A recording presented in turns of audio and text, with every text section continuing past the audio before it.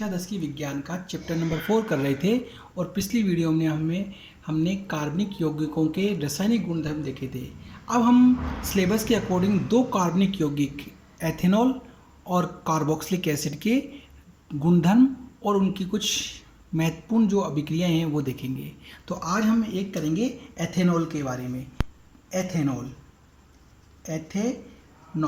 Correct. तो देखिए बच्चों, सबसे पहले हम देखते हैं इसका सूत्र क्या होता है। इसका सूत्र CH3CH2OH होता है करेक्ट। इसका सामान्य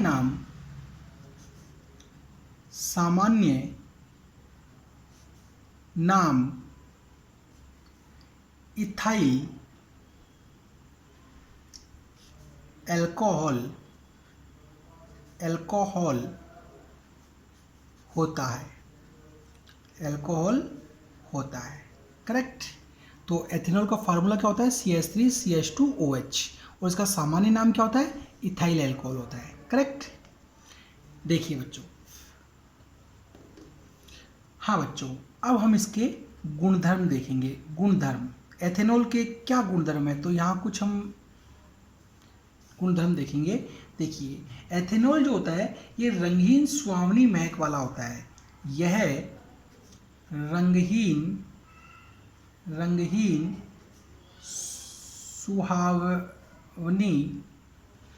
सुहावनी महक वाला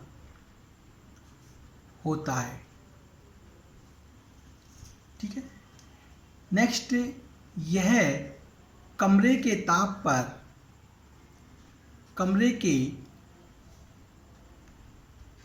पर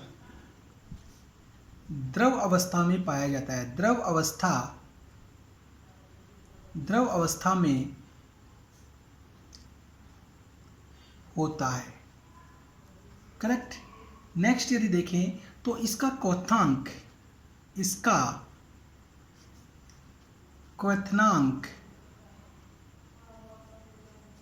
351 केल्विन होता है, ठीक है।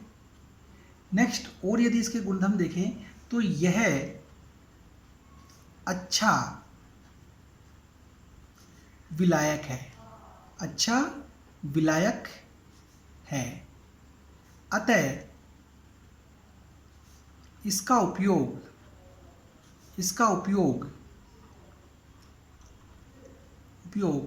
टिंचर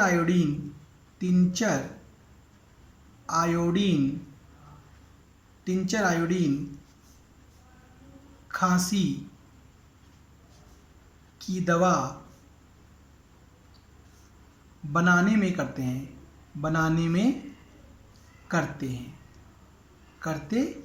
इसके अलावा और भी दवाओं में इसका उपयोग किया जाता है। नेक्स्ट, अगर और बात करें तो इसमें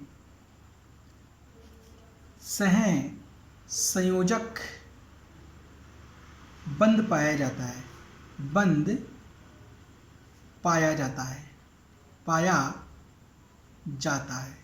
ठीक है। इसके अलावा यह उदासीन प्रकृति का होता है। यह उदासीन प्रकृति का होता है करेक्ट। तो ये बच्चों कुछ इसके गुणधर्म थे। यह रंगहीन होता है, कमरे के ताप पर यह द्रवावस्था में होता है, इसका क्वथनांक 351 केल्विन होता है और ये अच्छा विलायक होने के कारण टिंचर आयोडीन, खांसी की दवा और कई दवाओं में काम में लिया जाता है। इसके अलावा ये उदासीन प्रकृति का होता है। ये देखिए बच्चों,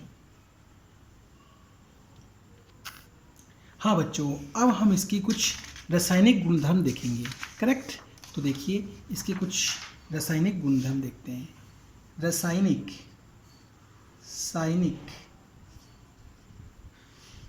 गुणधर्म करेक्ट। तो देखिए, पहला है एथेनॉल का या अल्कोहल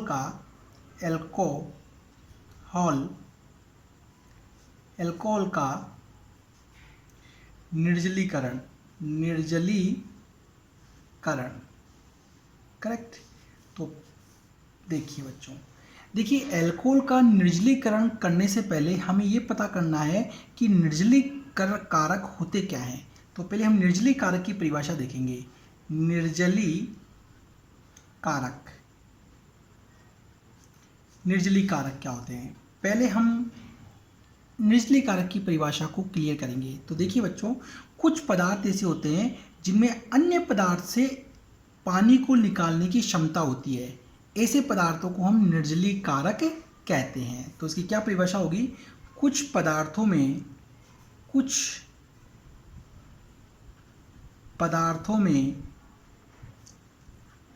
अन्य पदार्थों से जल निकालने की क्षमता पाई जाती है, ठीक है। ऐसे पदार्थ निर्जली कारक कहलाते हैं, करेक्ट। एग्जाम्पल के तौर पे कंसंट्रेट H2SO4, ठीक है। तो देखिए, कुछ पदार्थ जो अन्य पदार्थ में से जल निकालने की क्षमता रखते हैं, ऐसे पदार्थों को हम क्या कहते हैं? निर्जली कारक। फॉर एग्जाम्पल सांद्र सल्फ्यूरिक अम्ल, कैसे वो हम यहाँ देखते हैं। देखिए, हमने एथेनॉल लिया CH3CH2OH, करेक्ट। इस एथेनॉल को हम सांद्र सल्फ्यूरिक अम्ल के साथ, ठीक है, 443 केल्विन पर हम गर्म करते हैं, ठीक है, 443 पर हम गर्म करते हैं। जब इस एथेनॉल को इतने ताप पर सांद्र सल्फ्यूरिक अम्ल के साथ गर्म करते हैं, तब इस सल्फ्यूरिक अम्ल के कारण, या ये सल्फ्यूरिक अम्ल, इसमें से CH3 ग्रुप में से एक हाइड्रोजन और CH2OH ग्रुप में से OH को निकाल करके जल का एक अणु बनाता है, करेक्ट। और साथ में हमें क्या प्राप्त होती है? Ethene, CH2 double bond CH2। इस प्रकार एथेनॉल किस में चेंज हो जाता है? एथीन के अंदर चेंज हो जाता है, करेक्ट। तो ये इस प्रकार हम एथेनॉल से एथीन को प्राप्त कर सकते हैं, अर्थात निर्जली कारक द्वारा जल को निकाल के एथेनॉल से एथीन को हम प्राप्त कर सकते हैं। देखिए बच्चों,